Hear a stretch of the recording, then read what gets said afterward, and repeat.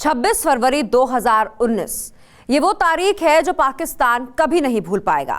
ये वो तारीख है जिसने पाकिस्तान को इतने जख्म दिए कि दुनिया का कोई मरहम उसका इलाज नहीं कर पाएगा। ये वो तारीख है जब हिंदुस्तान पाकिस्तान के सीने पर वो हमला कर चुका था जिसका दर्द वो आज भी महसूस कर रहा है। बालाकोट में हिंदुस्तान के शूरवीरों ने घुसकर आतंकियों का खात्मा किया था।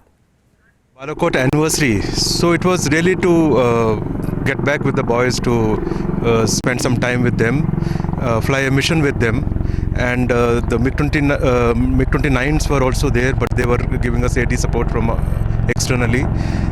The Su-30s were there, represented, Mirages were there, and I decided to fly a MiG-21 along with 51 Squadron, and this in particular was to really differentiate and be with them because they were the squadron, in spite of the technological gap, in spite of the vintage aircraft and the weapons that they were flying with. The spirit of training in Indian Air Force is such, and they demonstrated it to engage the enemy fighters which were far ahead in technology and weapons. Balakot में operation बंदर की और रोंगटे खड़े करने वाली वीर गाथा।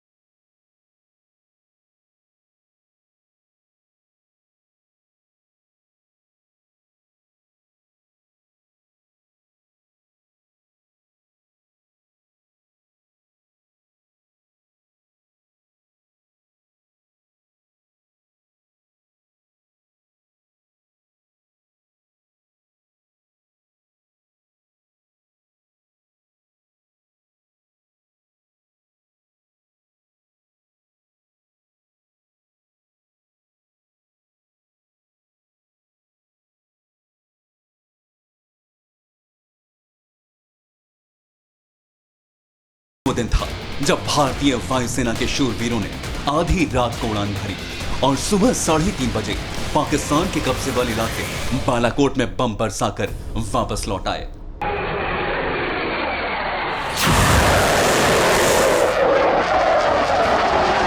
वायुसेना ने एक प्लान के साथ पाकिस्तान में घुसकर पीओके के बालाकोट में जैश के आतंकी कैंप्स को निशाना बनाया।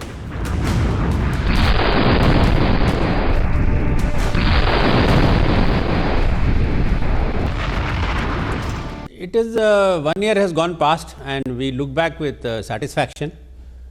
We have learnt a lot of lessons. A lot of things have been implemented post Balakot operations.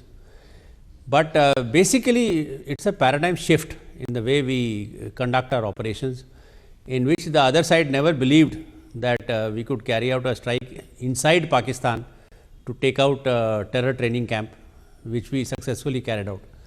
So it is a paradigm shift, and the result is there for you to see.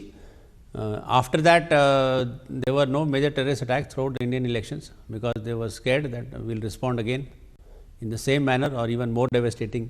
Balakot में घुसकर की गई air strike से पाकिस्तान हैरान रह गया। इस air strike में वायुसेना ने जैश ए मोहम्मद के आतंकी अड्डों पर ताबड़तोड़ बम बरसाए।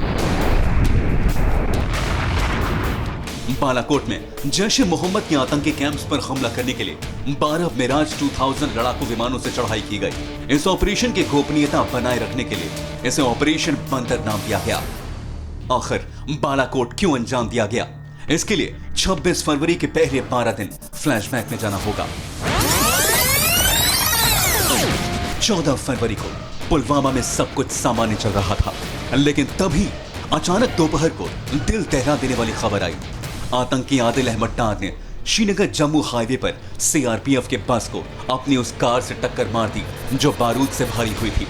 मैं आतंकी संगठनों को और उनके सरपरस्तों को कहना चाहता हूं कि वे बहुत बड़ी गलती कर चुके हैं। बहुत बड़ी कीमत उनको चुकानी पड़ेगी। सेना को हमले का बदला लेने के लिए खुली छूट दे दी गई।